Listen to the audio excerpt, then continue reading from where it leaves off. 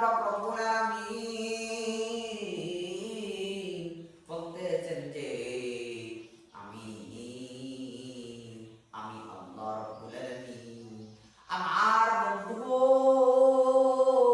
নবী মুহাম্মদ রাসূলুল্লাহ সাল্লাল্লাহু আলাইহি ওয়াসাল্লামকে যে আমার বান্দা বান্দি নবী হিসাবে বিশ্বাস করবে এবং তাহলে আমি বুঝতে পারবো আমি আল্লাহ তাআলাকে বিশ্বাস করে। তাহলে আমি আল্লাহ পাক রব্বুল আলামিন বুঝে নেবো আমি আল্লাহকে ভালোবাসি আর আমি আল্লাহ তাআলার এগুলি কথা আর আমার বন্ধু নবী মুহাম্মদ রাসূলুল্লাহ সাল্লাল্লাহু আলাইহি ওয়াসাল্লামকে যদি না নবী হিসেবে মানি তাহলে